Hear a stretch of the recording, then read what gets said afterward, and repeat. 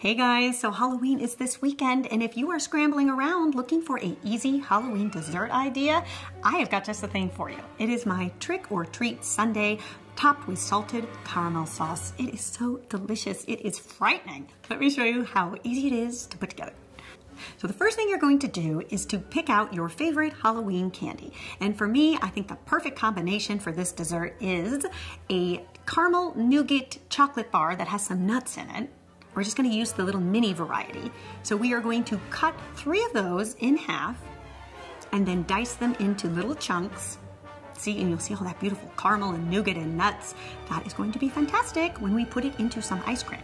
And then next up, the classic, the chocolate peanut butter cup. So we are going to chop 3 of those up into little squares and set that aside. And then to round out our assortment, we're also going to take a milk chocolate bar that has some of those rice crunchies in it. And we are going to chop those up into small little squares. In total, you should have about a cup of Halloween candy. Then, this is what's going to make this so easy. We are going to take some softened vanilla ice cream, just store-bought ice cream, use your favorite brand, and we are going to pop it into a bowl, add all of our candy, and then with an electric mixer, or you could even use a spoon, we're going to just mix this all up. And what's really interesting about this is don't worry when the candy gets really sort of combined and mushed in. That is the look we are going for because we do want this well distributed. And that peanut butter in the peanut butter cup also combines with the vanilla ice cream, and you end up with almost sort of a peanut buttery tasting ice cream that is so out of this world. So once everything is incorporated, you will see you will have this very unfrozen ice cream on your hands. So we have to freeze it back up. So I like to transfer it to a thermal container, something that I use to actually make ice cream in. So if you have one of those, that's a good way to go. And if not, you could just pour it back into the tub that the ice cream came in. And then we have to freeze this mixture for several hours. Really, overnight is best, but minimum 8 hours. So really, just do it the day before and go overnight. You'll be happier because you'll get better frozen ice cream that way. And then meanwhile, we are going to whip together our salted caramel sauce. And it's really easy to do, and if you've never made homemade caramel, you will never buy that stuff in a jar ever again. It is that good and that easy to do. So in a large saucepan that has a high profile to it, and you'll see why in a minute that's important, we're going to add a cup of white sugar, and what we're looking for is for that sugar to melt and start to turn amber brown, and you'll have this beautiful liquid caramel on your hands. Then, this is why it's important to have your high profile pan. We are going to add 3/4 cup of heavy cream or whipping cream, if that's all you have, that will work too.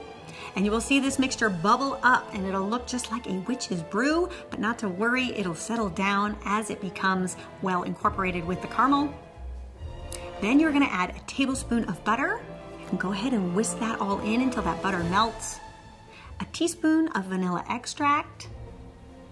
And then here's what really makes this out of this world. We're going to add half a teaspoon of salt.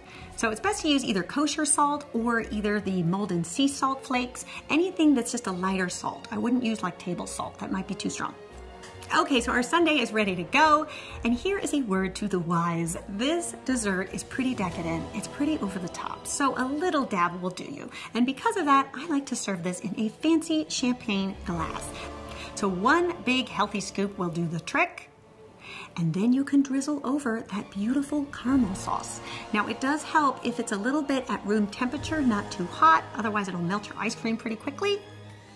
And then for a finishing touch, I also like to add a few flakes of the sea salt on top. And you will see you will have one fantastic dessert idea. That's a great way to pay tribute to all of the Halloween candy that you have lying around about this time of year. I hope you guys give this a try and let me know what you think. And I will see you back here tomorrow, in fact, when I am launching a whole new series on this channel in preparation for the holiday season.